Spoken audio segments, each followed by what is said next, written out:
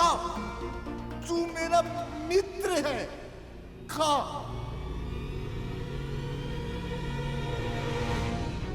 बाबा, मैं आपके लिए मांसाहार का प्रबंध कर दूंगी, पर अभी कुछ तो खा लीजिए।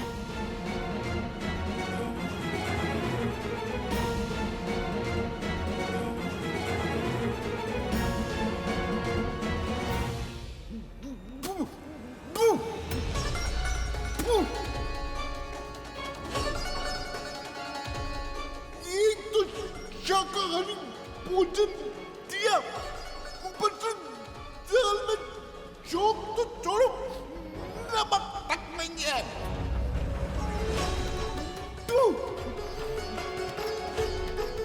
वो देख, मेरा स्वान भी तेरा भोजन नहीं खा रहा है।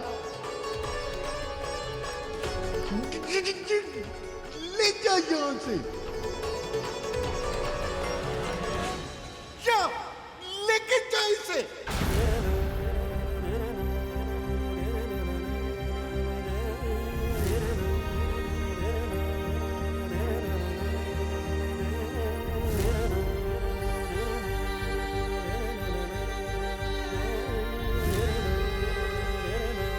भोजन स्वाधीन बना दिया? इतनी बड़ी भूल कैसे हो गई मुझसे?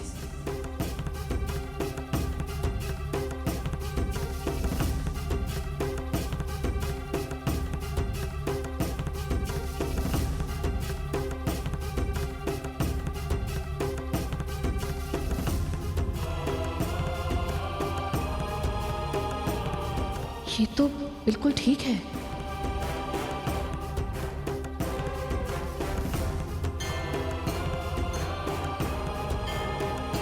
बाबा को मुझसे इतनी घृणा क्यों है? इन्हें प्रसन्न करने के लिए और क्या करूं मैं? विंता माँ की समस्या तो और भी अधिक गंभीर हो गई है प्रभु। अपनी सुध बुध भूल कर वो इन बाबा की कितनी सेवा कर रही है, पर ये तो उन्हें प्रताड़ित ही किए जा रहे हैं, और अब इनके कारण कद्रू माँ भी विंता माँ को दंड देगी। मुझे तो ये समझ नहीं आ रहा कि विंता माँ इन्हें सह क्यों रही है। उन्होंने इतनी सहायता की इनकी, पर ये तो कृतज्ञ भी नहीं है। ये कृतज्ञ नहीं, इसका अर्थ ये तो नहीं कि किसी को भी इनकी सहायता नहीं करनी चाहिए। देवी विंता अपने पुत्र को परोपकार के संस्कार दे रही हैं, तो उन संस्कारों के मार्ग पर उन्हें स्वयं भी तो चलना होगा। धर्म का पालन अपनी सुविधा अनुरूप नहीं किया जा सकता शेष। धर्म का नियम सबके लिए समान होता है गरुड़। यदि स्वयं भगवान इन नियमों का पालन नहीं करेंगे तो संसार से उनके पालन की आशा कैसे कर सकते हैं?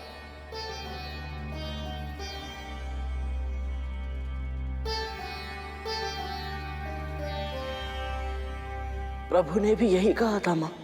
क्योंकि वो जानते हैं कि ये नियम है। बिना पुरुषार्थ के लक्ष्मी किसी को नहीं मिलती। परंतु मां, स्वयं लक्ष्मीपति नारायण को भी नहीं।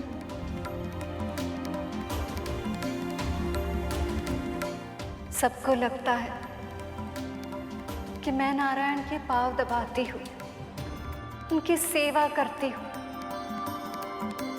लेकिन ये कोई नहीं जानता कि मुझे सदैव अपने साथ रखने के लिए वे कितने पुरुषार्थ करते हैं।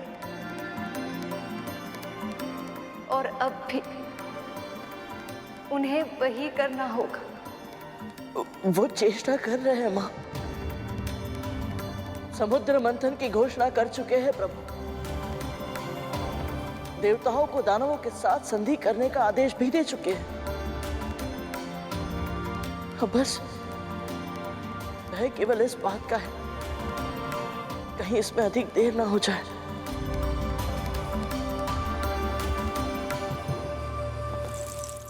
सत्य कह रहे हो तुम दोनों? हाँ माँ, हमने अपनी आंखों से देखा। गरुड़ के पंख से बने आसन पर बैठा था वो। माँ, बुड्ढा है तो बहुत ही दुर्बल और दुर्गंध से एकदम भरपूर। पर विमाता विंता को बहुत यातनाएं दे रहा है। विमाता भी बहुत विचित्र है, सब कुछ चुपचाप सहे जा रही थी।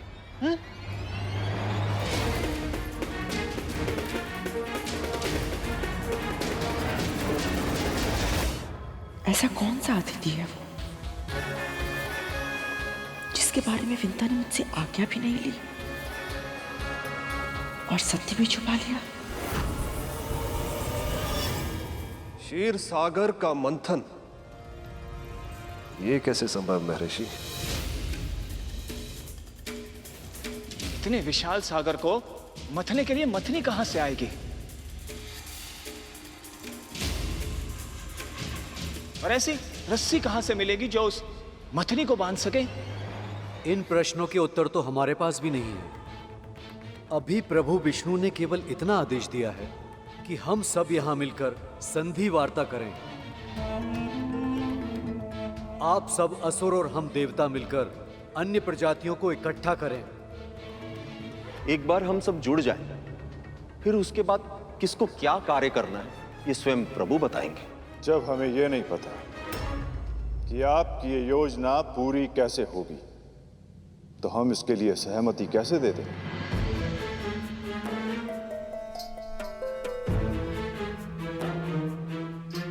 महाराज बलि, यदि आपकी इच्छा हो तो मैं अपनी तपस्या से स्वर्ग का वैभव पुनः प्रकट कर सकता हूं,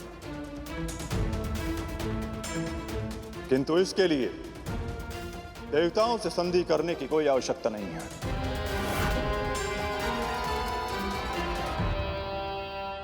क्षीर सागर बहुत गहरा है गुरुदेव, और हमारे अतिथियों की भाव भंगिमाएं बता रही हैं अब तक जो कहा गया है उससे कहीं अधिक गहरा है इनका यहां आने का उद्देश्य। मुझे क्यों ऐसा लग रहा है कि केवल बहुमूल्य रत्न, ऐश्वर्य, अप्सराएं और श्री लक्ष्मी जी सागर से बाहर नहीं आई, कुछ और भी छुपा है समुद्र के गर्भ में।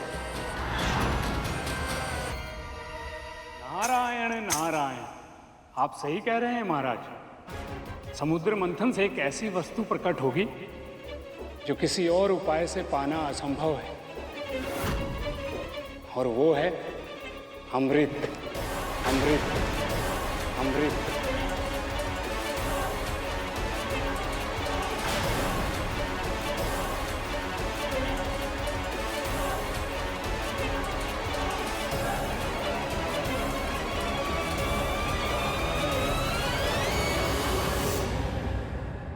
प्रभु, अब तो मुनिवर ने अमृत का लोभ भी दे दिया है। अब तो असुरों को मंथन करना ही पड़ेगा। अमृत का लोभ असुरों को संधि करने के लिए उत्साहित तो कर सकता है, पर हो सकता है कि यह पर्याप्त ना हो। वो कैसे प्रभु? यदि एक बार असुरों ने समुद्र मंथन के इस विराट कार्य में भाग लेने का वचन दे दिया, तो इस कार्य में कितनी भी कठिनाइयां क्यों ना आ जाएं, वे अपने वचन पर अंत तक दृढ़ रहेंगे। क्योंकि यदि ये मंथन बीच में रुक गया तो प्रलय भी आ सकती है, फिर देवी लक्ष्मी कभी लौटकर वापस नहीं आएंगी, सृष्टि का संतुलन पूरी तरह से बिगड़ जाएगा।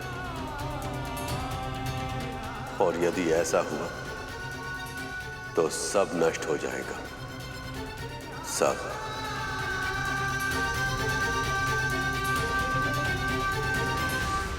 मां, हो सकता है मेरा अनुमान सही ना हो, परंतु आपके साथ के बिना प्रभु का उत्साह, उनका विश्वास, उनका सामर्थ्य इतना कम हो गया है कि समुद्र मंथन जैसे इतने बड़े कार्य को कर पाना अब जाने संभव हो पाएगा या नहीं।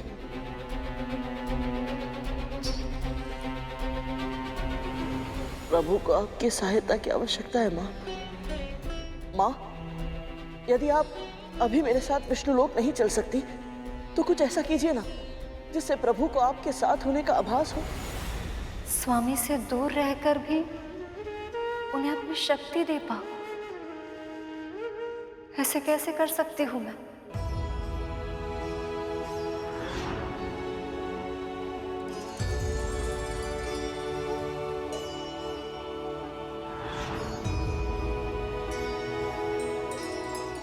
मेरी माँ मेरे तन से गिरे पंखों को सहज कर रखती है और मेरी अनुपस्थिति में उन्हें अपने हृदय से लगा लेती है ताकि उन्हें मेरे निकट होने का आभास हो। माँ, आपके पास भी कुछ ना कुछ अवश्य ही ऐसा होगा जिसे छूकर प्रभु को आपके निकट होने का अनुभव हो।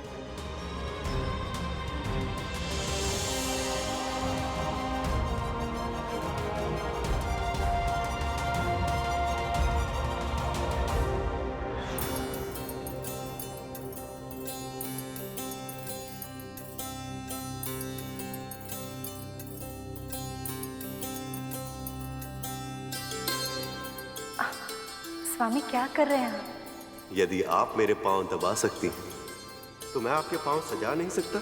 मैं तो आपकी अर्धांगिनी हूँ, किंतु आप तो संसार के परमेश्वर हैं। और आपका पति भी तो।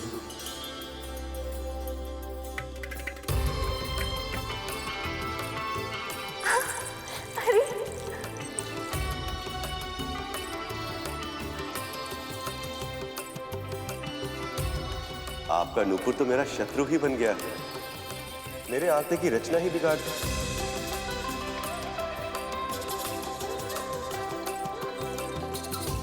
नहीं स्वामी, ये मेरे सुहाग का चिन्ह है। और आपका सुहाग मैं ही हूं। अवश्य, किंतु इसका ये अर्थ नहीं कि मैं इसे उतारने दूंगी आपको। तो मैं आपके लिए एक ऐसी पायल की रचना करूंगा जो सुंदर भी हो और उपयोगी भी, ताकि आपके सुहाग का चिन्ह आपके पांव पर सुशोभित भी होता रहे और उसका नूपुर मेरे आलते की रेखाएं भी बिगाड़ ना सके। स्वामी, ये तो बहुत ही अच्छा सुझाव है। स्वामी, मैं तो कहती हूँ क्यों ना हम दोनों ही एक एक पायल की रचना करें। देख तो ले कि हम दोनों की सोच एक दूसरे के समान है भी या नहीं। अवश्य।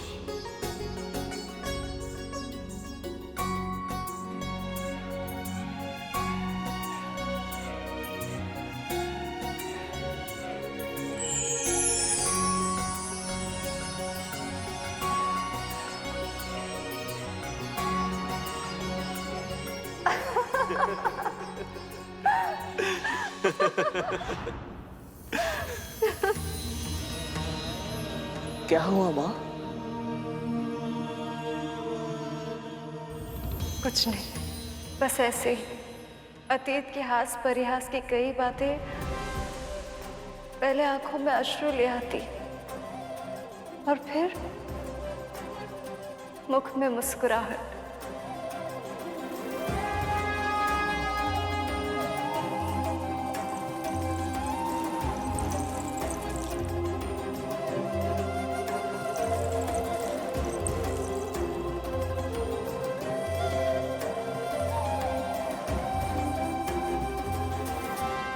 ये लो गरुड़।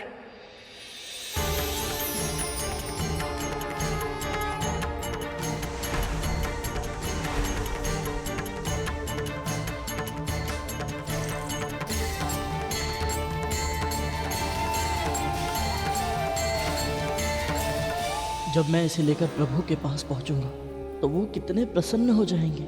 निर्जीव होते हुए भी पायल उनके अधरों पर आशा का, आंखों में भविष्य की झांकी का और हृदय में संकल्प का संचार करने की। उनका मन विश्वास से भर उठेगा और उनका आत्मबल और भी प्रखर हो जाएगा। हे परमपिता, मुझे अपनी सेवा करने की शक्ति दीजिए।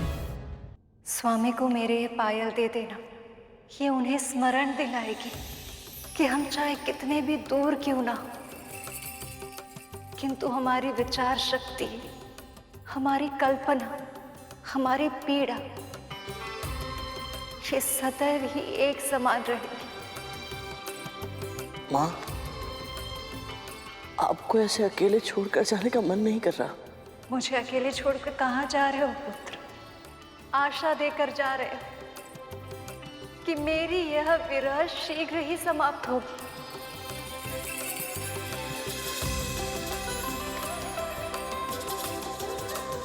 आज्ञा दीजिए माँ।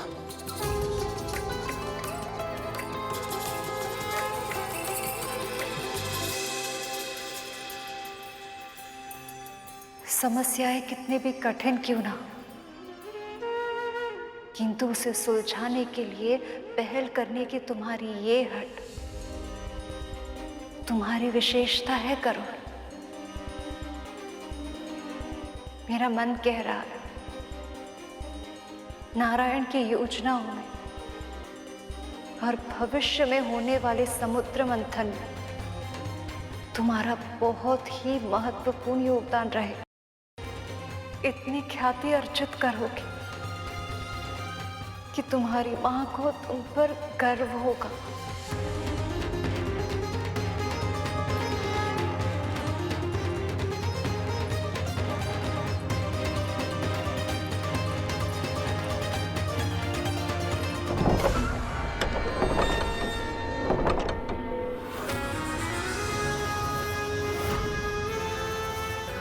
इतना तो साहस।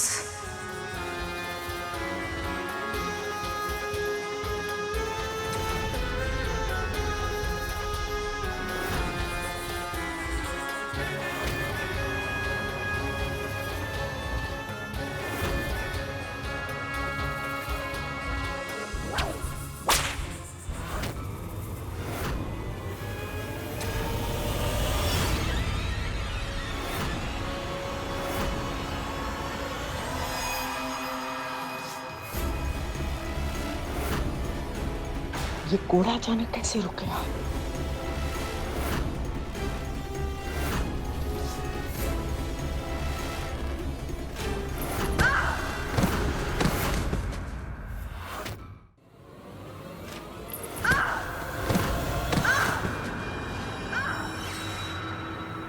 ये ध्वनि कैसी थी?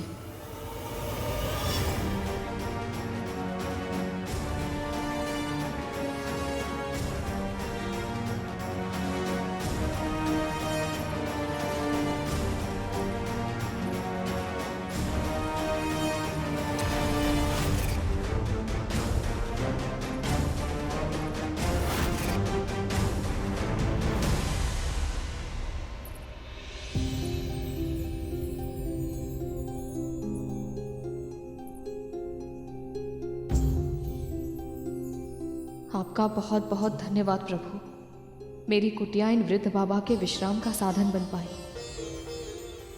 मेरी उत्सुकता को क्षमा कीजिए प्रभु, परंतु मैं समझ नहीं पा रहा हूं ये वृद्ध है कौन और चाहते क्या है। जब ये विंता मां को इतना भला बुरा कहते हैं तो लगता है जैसे कोई असुर है जो उनके जीवन को और भी कठिन बनाने आए हैं। और जब मैं इन्हें कद्रुमा के साथ ऐसा व्यवहार करते हुए देखता हूं तो लगता है जैसे ये कोई समस्या नहीं है, ये तो स्वयं समाधान है। यही तो ऐसे व्यक्तियों की विशेषता होती है शेष। इनके व्यक्तित्व के भीतर झांक पाना आसान नहीं होता। ये वो पारखी होते हैं जो श्रद्धा और धैर्य की असली परीक्षा लेते हैं। धैर्य की परीक्षा तो मेरी भी हो रही है प्रभु। मैं ये सोच सोच के व्याकुल हूं कि देवता और दानव संधि कर पाएंगे भी या नहीं।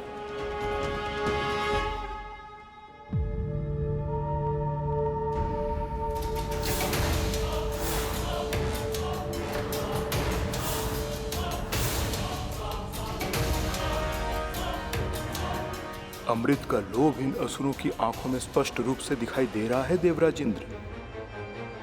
अब ये असुर अवश्य ही सहमत हो जाएंगे।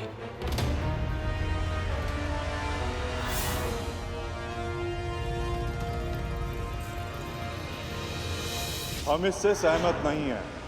हम इससे सहमत नहीं हैं। हम इससे सहमत नहीं हैं। ये क्या हो गया? यदि असुरों ने देवताओं की सहायता नहीं की तो ये समुद्र मंथन नहीं हो पाएगा। और यदि ये मंथन नहीं हुआ तो क्या महालक्ष्मी और आपके दर्शन एकत्र कभी नहीं हो पाएंगे।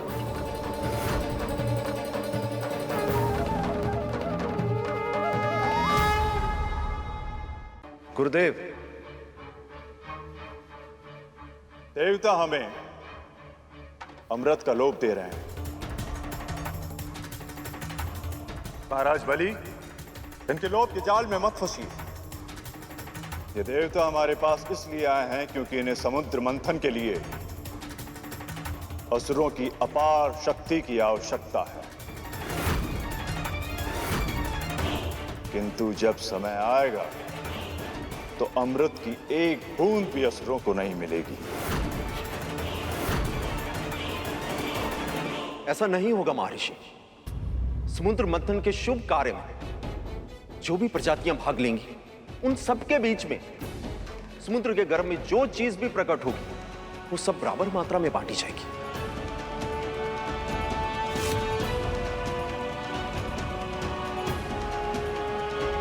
किंतु महाराज, असुरों को अमृत की क्या आवश्यकता है? हम असुरों के पास मैं हूं, शुक्राचार्य। यदि किसी भी असुर की मृत्यु होती है तो मैं उसे अपनी संजीवनी विद्या से एक क्षण में पुनः जीवित कर सकता हूं। गुरुदेव उचित कह रहे हैं बलि। विष्णु की माया से असुरों का हित हो, ऐसा संभव नहीं। मैं तो कहती इसी क्षण इन देवताओं को यहां से भेज दो।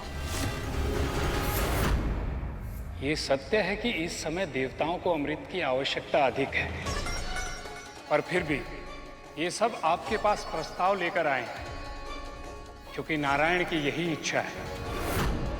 फिर भी यदि आप समुद्र मंथन में भाग लेने के इच्छुक नहीं हैं, तो स्मरण रखिएगा, यदि देवताओं को अन्य प्रजातियों की सहायता से अमृत की प्राप्ति हो गई तो ये भी अमर हो जाएंगे, और तब इन्हें मृत्यु के बाद फिर से जीवित होने के लिए ना ही अपने गुरु मंत्रों की आवश्यकता होगी और ना ही किसी विशेष विद्या की व्यवस्था की। और आप सब असुरों को सदैव अपने गुरु पर निर्भर रहना होगा।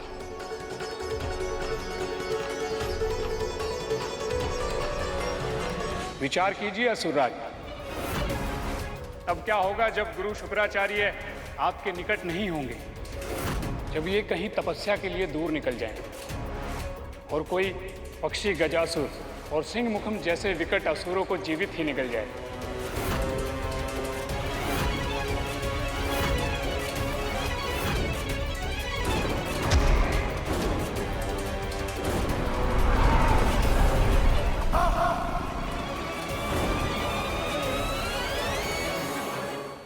आवश्यकता से अधिक विचार वो जाल है महाराज, जिसमें व्यक्ति स्वयं उलझ के रह जाता है। ये षड्यंत्र है, पहचानिए इसे। नारद मुनि संसार के सर्वश्रेष्ठ वक्ताओं में से एक हैं। इनके शब्दों के प्रभाव में मत आइए।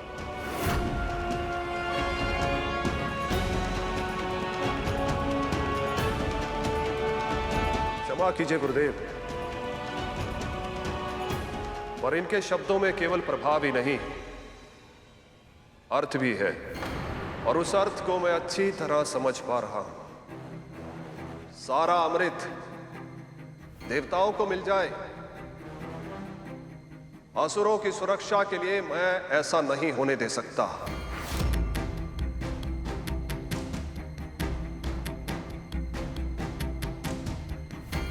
यदि समुद्र मंथन ही एकमात्र उपाय है जिसके माध्यम से असुरों को अमृत का अंश मिल सकता है, तो यही सही।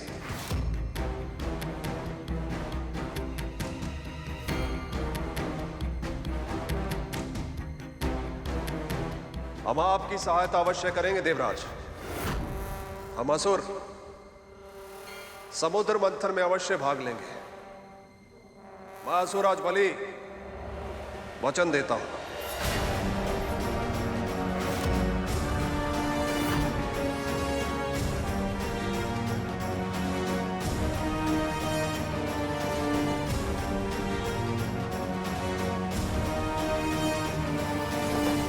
तो मैं देवराज इंद्र भी आपको वचन देता हूं असुरराज, कि जब तक ये शुभ कार्य संपन्न नहीं हो जाता, तब तक हम सारे देव अपने मन में असुरों के लिए कोई भी द्वेष नहीं रखेंगे और आप सबको पूर्ण सहयोग भी प्रदान करेंगे।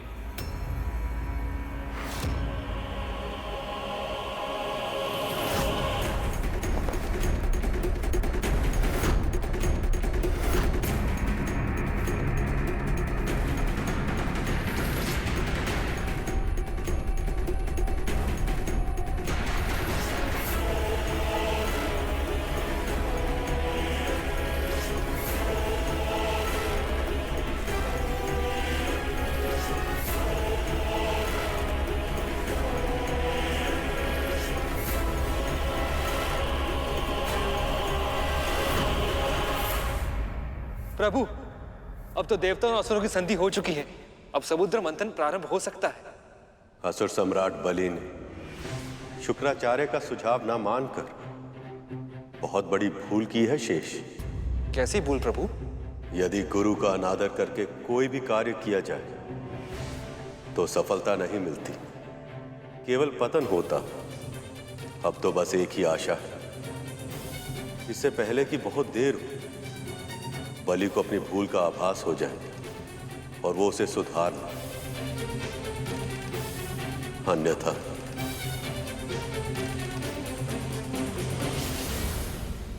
अभी तक तो माँ ने उस बुढ़े को चाबुक मार मार कर भागने पर विवश कर दिया होगा।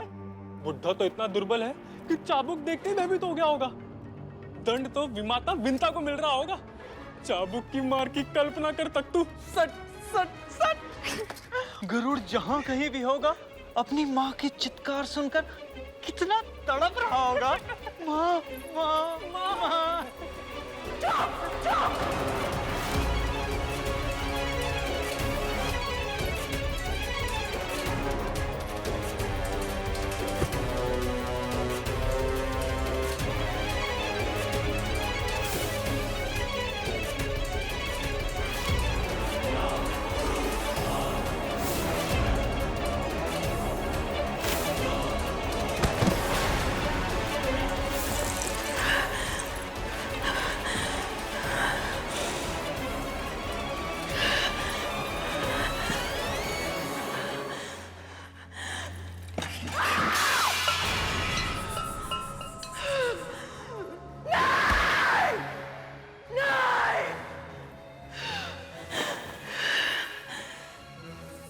इतिहास को दोहराने नहीं दूंगी मैं।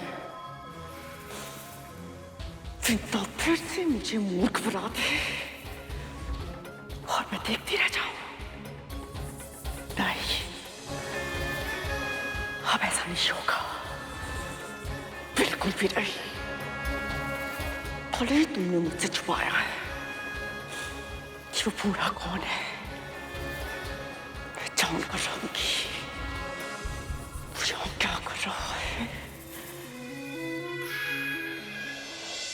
प्रभु, अब जब संधि हो गई है तो आपकी योजना का अगला पड़ाव क्या होगा? गरुड़?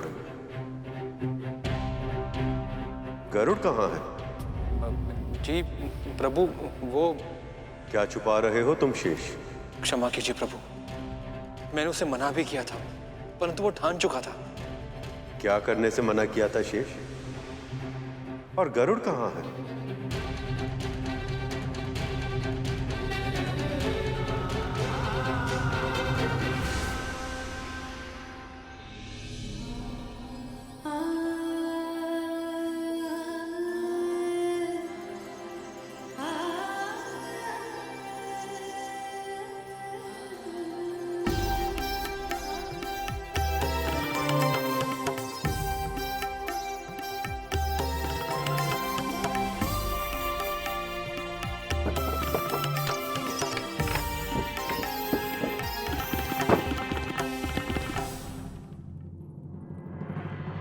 लगता है बाबा को उठने में अभी समय लगेगा।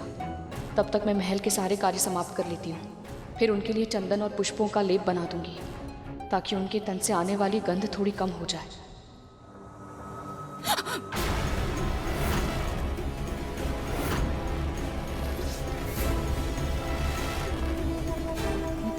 महारानी, आप इतनी शीघ्र उठ गई?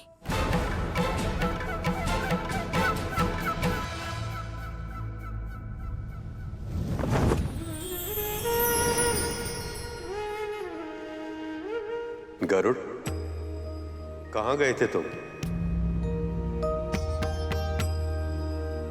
क्षमा कीजिए प्रभु, मैंने आपकी इच्छा के विपरीत कार्य किया है, परंतु मुझे करना पड़ा प्रभु। ऐसे कष्ट की अवस्था में देख नहीं पाया और मैंने क्या क्या किया है तुमने गरुड़? मैं माता लक्ष्मी के दर्शन करने गया था। अभी उन्हीं से भेंट करके आ रहा हूं।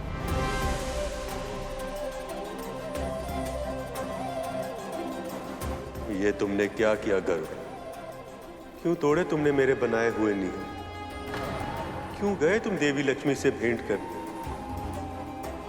क्या सोचा था तुमने कि ये सब सुनकर मुझे प्रसन्नता होगी? तुम्हें पता है कि विरह की सबसे अधिक पीड़ा कब होती? जब प्रिय और प्रेम एक दूसरे से दूर हो रहे हैं, तब नहीं। जब दोनों एक दूसरे से दूर रहने के लिए विवश हो, तब भी नहीं। विरह की पीड़ा असहनीय तब होती जब विरह की समय सीमा समाप्त होने के बाद मिलन के लिए दोनों एक दूसरे के पास लौट रहे, जब पग आगे नहीं बढ़ पाते और हृदय और भी तीव्र गति से धड़कने लगता है। गरुड़, अभी तो केवल देवों और दानवों के बीच में संधि हुई। समुद्र मंथन के लिए कितना कुछ करना शेष है, न जाने उस सब में कितना समय लग जाएगा। और तुमने अभी से देवी लक्ष्मी को सूचित कर दिया, उनकी आशाएं कितनी बढ़ चुकी होंगी। उन्होंने शीघ्र ही वैकुंठ लौटने का स्वप्न संजो लिया होगा। ऐसे में यदि किसी भी कारण से मैं अपने लक्ष्य में असफल रहा, तो इनका हृदय चकनाचूर हो जाएगा।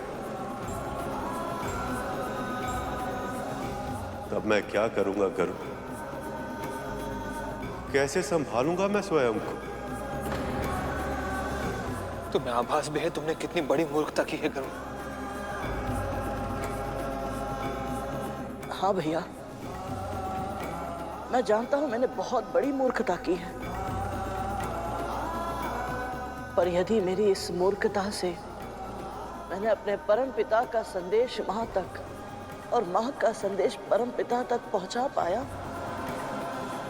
मैं ये मूर्खता बार बार करूंगा। लक्ष्मी का संदेश?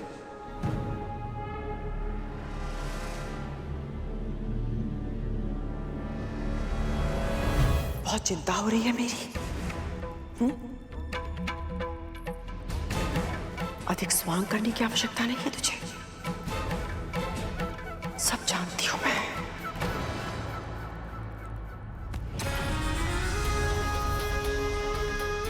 तुझे क्या लगता है तू मेरे विरुद्ध षड्यंत्र करेगी, मेरे विरुद्ध योजना बनाएगी? योजना, षड्यंत्र? ये आप क्या कह रही हैं महारानी? कौन है वो? कौन है वो मायावी जिसे तूने अपनी कुटिया के अंदर छुपा के रखा है?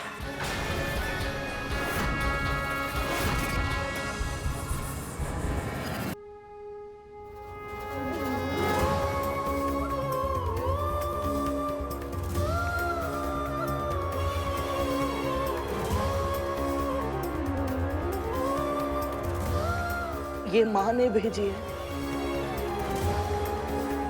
आपके लिए।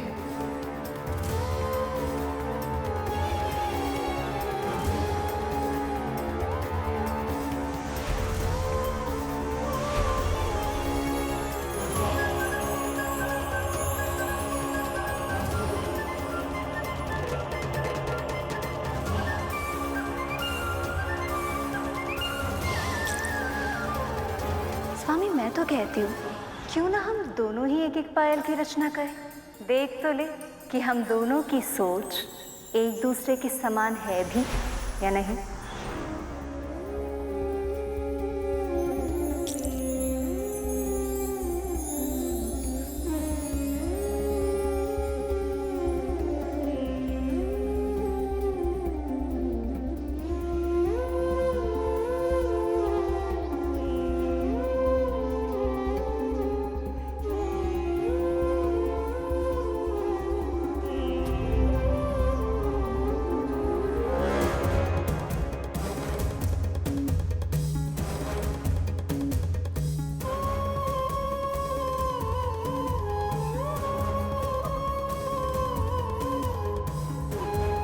इस पायल को हृदय से लगाकर लग रहा है जैसे हमारे प्राण लौट आए हैं, स्वयं देवी लक्ष्मी लौट आई हैं।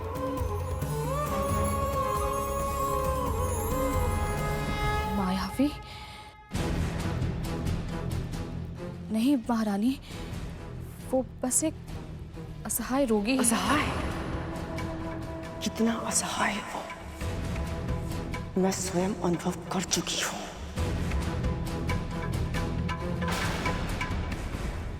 तूने साहस भी कैसे किया? मेरे बिना आज्ञा के तू एक मार्ग के भिक्षुक को मेरे महल के अंदर लाके बिठा देगी? इसीलिए उस दिन तू मुझे कथा सुना रही थी ना, क्योंकि तुझे झूठ बोलने क्या क्या मिल जाए। मुझे क्षमा कर दीजिए। तेरे दंड का निर्णय मैं बाद में लूंगी। इसी क्षण जा और उसे मेरे महल की परिधि से कम एक कोस दूर बाहर फेंक कर आओ। मैं बाबा को लौट जाने के लिए कैसे कहूँ? कहाँ जाएंगे वो? अपना ध्यान कैसे रखेंगे? मैं ऐसा नहीं कर सकती महारानी।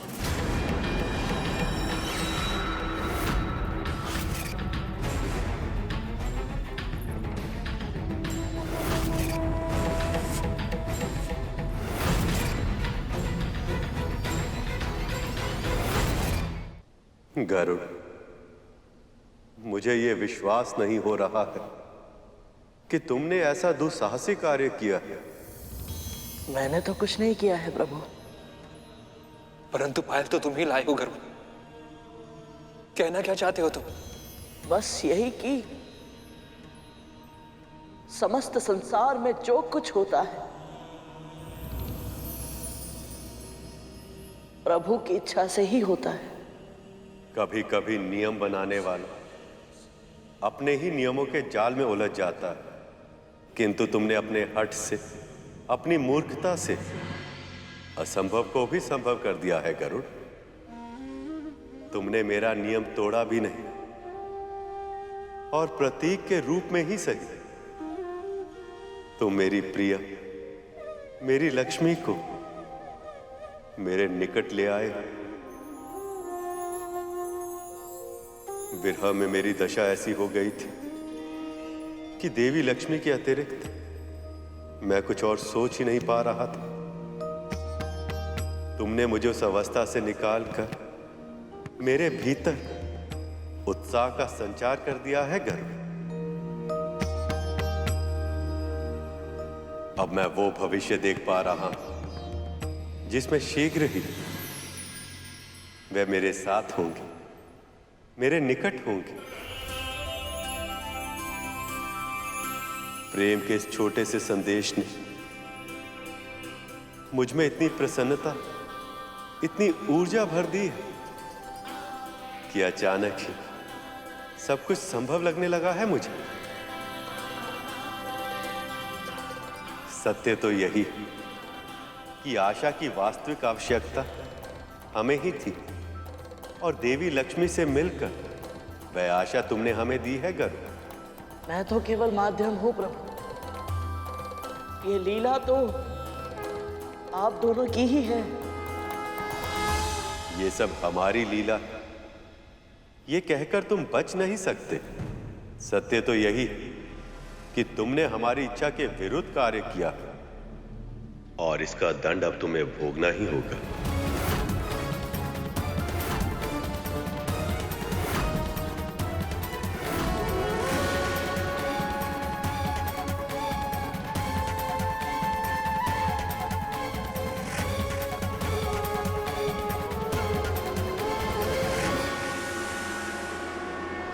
तक क्षीर सागर का मंथन पूरा नहीं हो जाता, तब तक तुम्हें देवों और दानवों के साथ मिलकर इस कार्य को सफल बनाने में योगदान देना होगा।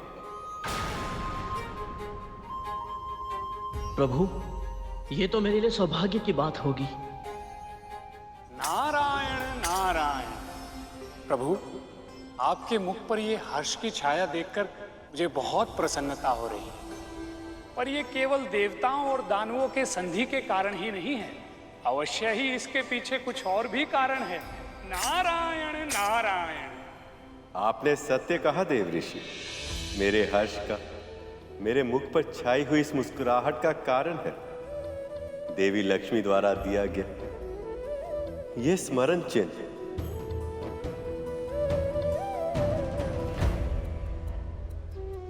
कौन कल्पना कर सकता है कि वियोग में अपनी प्रिया द्वारा दी गई ये पायल जैसी छोटी वस्तु भी अपने प्रेमी के हृदय को इतने उत्साह, इतनी आशा से भर सकती है। प्रभु, क्षीर सागर के मंथन के लिए अगला चरण क्या होगा? सबसे पहले एक ऐसी मथनी का प्रबंध करना होगा जिससे क्षीर सागर को मथा जा सके।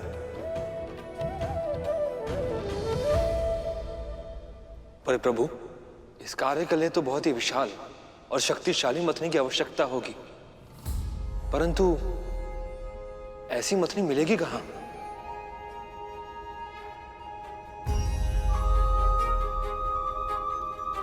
समस्त सृष्टि में एक ही वस्तु है जो ऐसी मथनी का कार्य कर पाने के योग्य है, वह है मंदराचल पर्वत। मंदराचल पर्वत?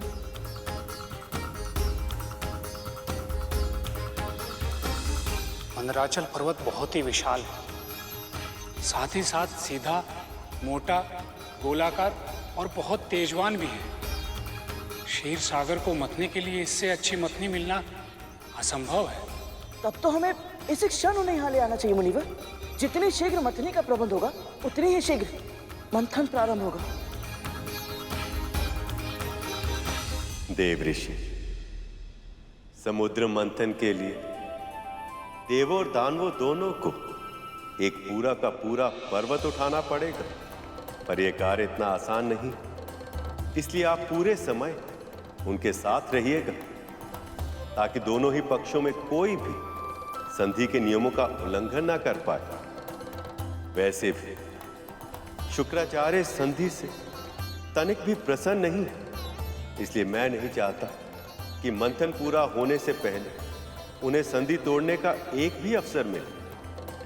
जो आज्ञा प्रभु। एक बात और ना रहे, आप गरुड़ को भी अपने साथ ले जाइए।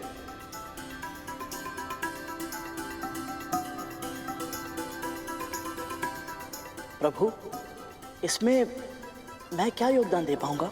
जो कार्य करने की इच्छा रखता है वह चाहे तो इतने बड़े अनुष्ठान में अपने लिए कोई ना कोई कार्य तो ढूंढ ही सकता है गरुड़। जो आज्ञा प्रभु।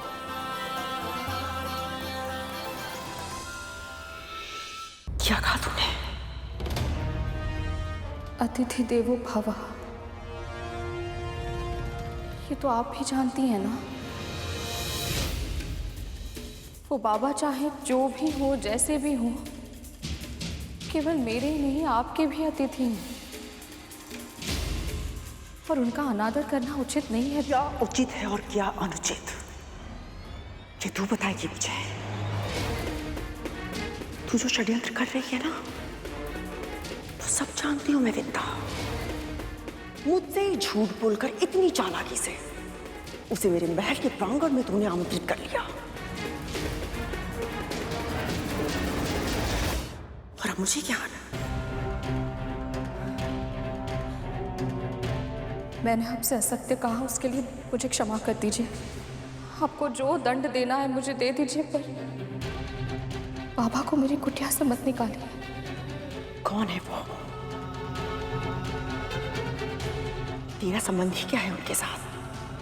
केवल मानवता का संबंध है। वो कौन है, कहाँ से आए हैं, मैं नहीं जानती। बस उन्हें इस हाल में देखकर मुझे उन पर दया आ गई, और जो दूसरों की दया पर जीवित रहते हैं ना, उन्हें किसी और पर दया करने का अधिकार नहीं होता है।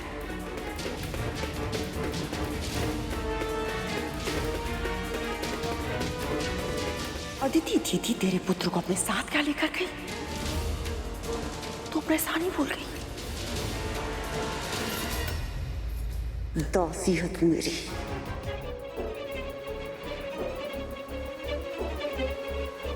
दासी।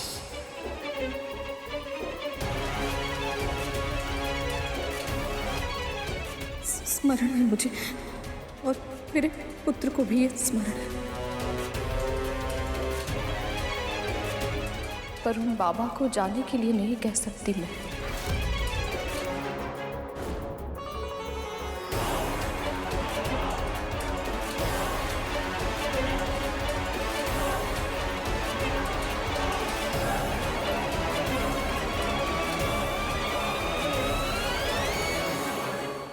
आप सही कह रही थी मां। अवश्य उस बूढ़े की शक्ति का प्रताप है,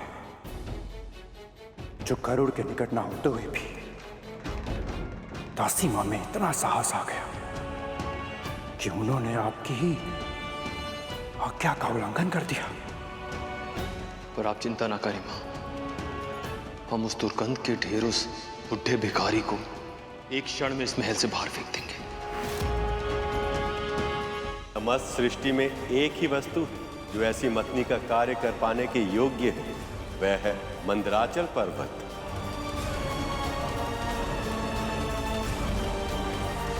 ये दास यहाँ पे क्या कर रहा है?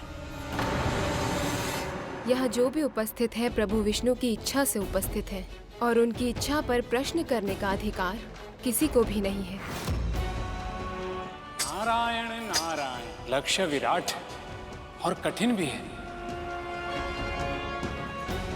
इसलिए हम सबको अपना ध्यान मंदराचल पर्वत पर केंद्रित करना चाहिए। मंदराचल, मैं असुरराज स्वर्गाधिपति बलि तेरा आवाहन करता हूं। प्रकट हो, प्रकट हो, प्रकट हो, प्रकट हो।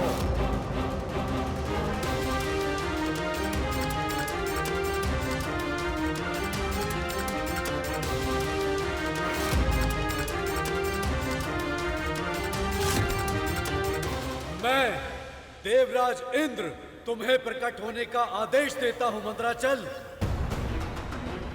आदेश का अविलंब पालन हो, आदेश का अविलंब पालन हो, आदेश का अविलंब पालन हो।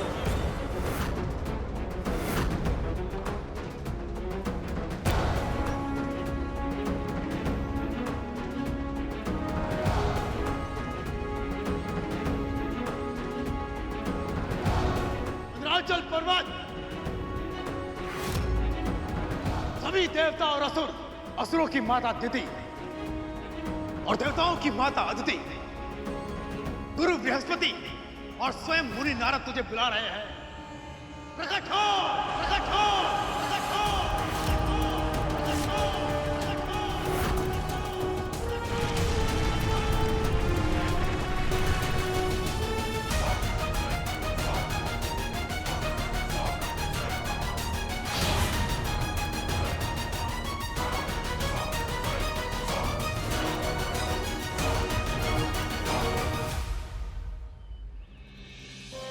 मेरा प्रणाम स्वीकार करें।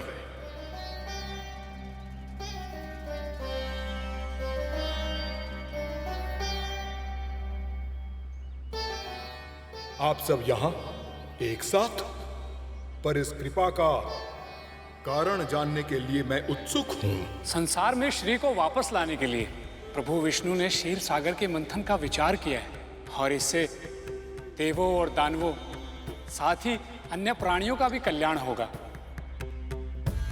इस कार्य में हमें आपके सहयोग की आवश्यकता है मंदराचल। हम चाहते हैं कि आप वो मथनी बने जिसकी सहायता से इस विशाल सागर को मथा जा सके। सच कहूं तो प्रभु विष्णु की सेवा करना तो किसी का भी सौभाग्य होगा,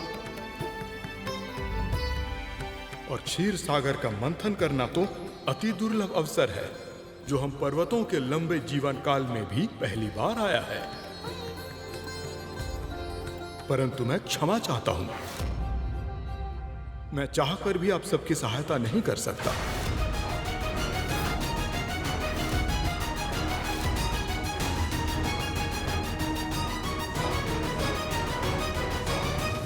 क्या मैं जान सकता हूँ आप इस महत्वपूर्ण घटना में अपना योगदान क्यों नहीं देना चाहते?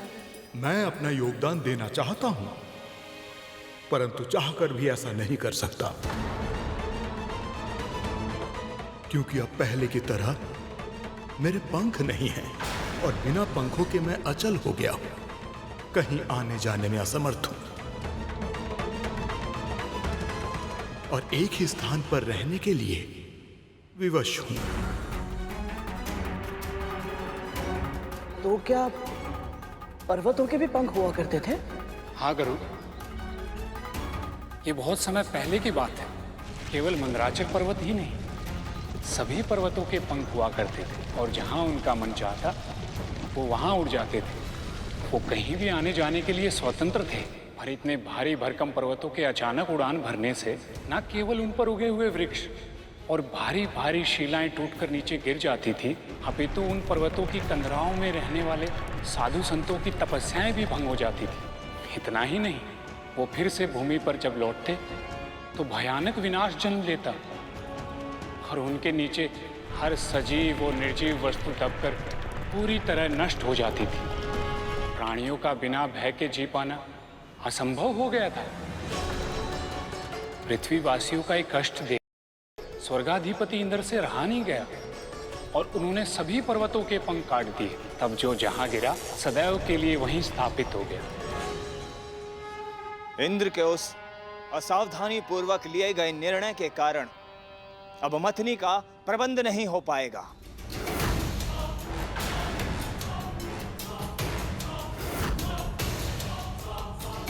और जिसके कारण ना ही समुद्र मंथन होगा और ना ही अमृत मिलेगा।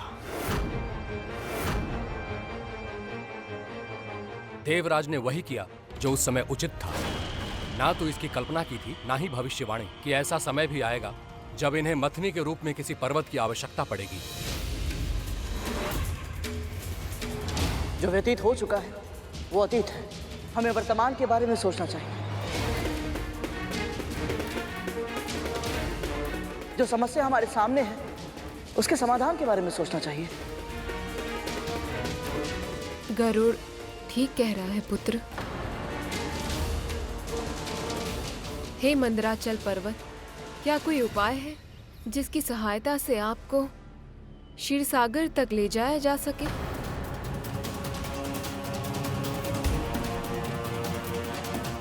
एक उपाय है देवमाता। देवगण और असुर दोनों ही प्रजातियां अपने अपने बल के लिए सुविख्यात हैं। यदि यहां पर उपस्थित कोई भी बलशाली मुझे उठा सके तो वो मुझे क्षीर सागर तक पहुंचा सकता है।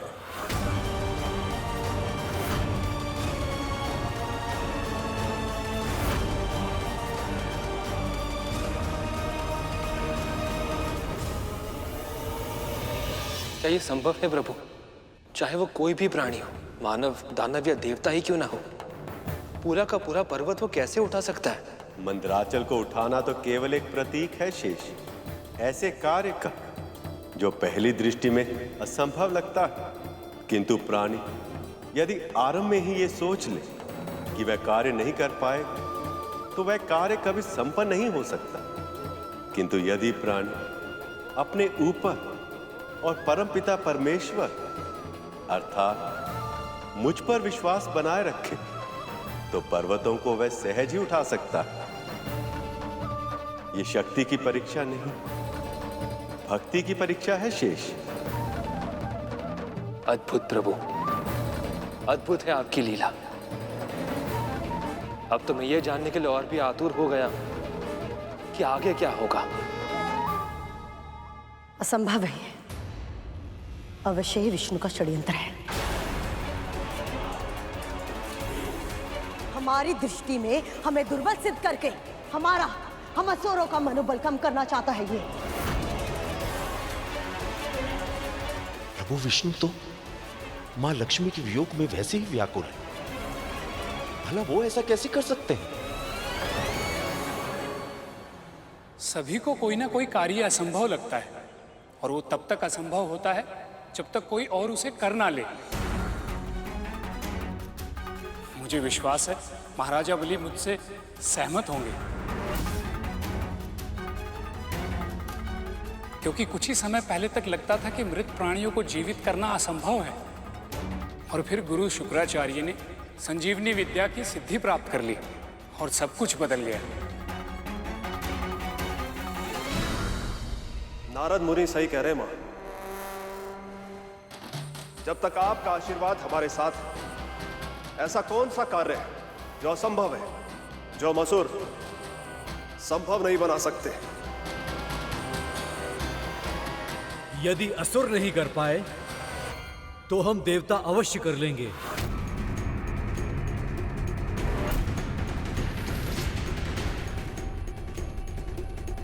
हम युद्ध में अवश्य हारे थे, पर केवल इसलिए क्योंकि हमारे विरोधियों ने अनैतिक सिद्धि का प्रयोग किया था।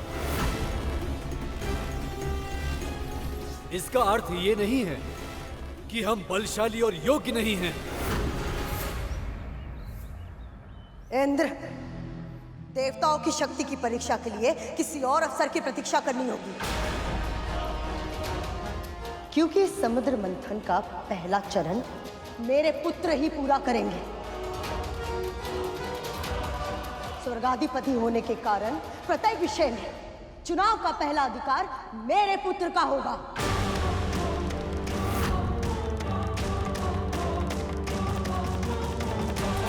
इतना बड़ा लक्ष्य सामने है और उस पर ध्यान केंद्रित करने के स्थान पर ये सब आपस में झगड़ा क्यों कर रहे हैं?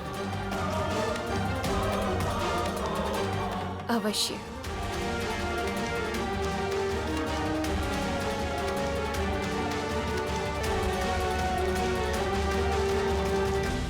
जब माँ ने कह दिया तो यही सही।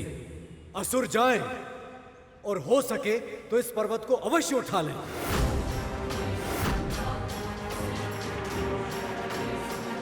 देवता जानते हैं कि यह धर्म का कार्य है, प्रभु विष्णु के लिए बहुत आवश्यक है ये, तो फिर ये ऐसी मनोकामना क्यों कर रहे हैं कि असुर असफल हो जाए?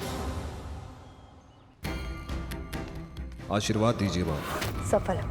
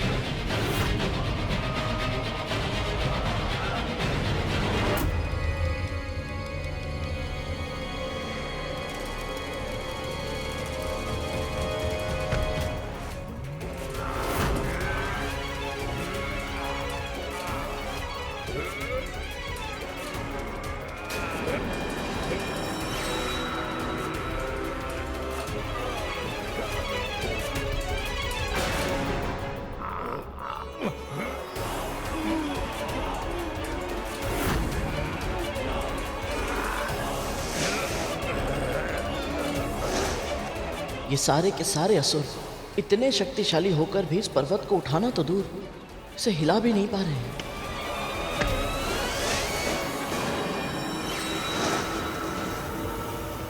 जब थक जाए तो बता दीजिएगा असुरराज, हम स्वयं उठा लेंगे इस पर्वत को।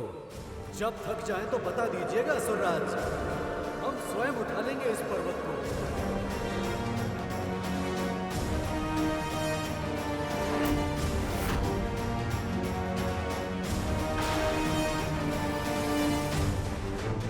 ये इंद्रदेव क्या कर रहे हैं? कटु वचन कहकर असुरों को क्रोधित कर रहे हैं। प्रभु ने इन्हें साथ मिलकर कार्य करने के लिए कहा, पर यदि इनके अहंकार के कारण इनकी संधि टूट गई तो समुद्र मंथन कैसे पूर्ण हो पाएगा?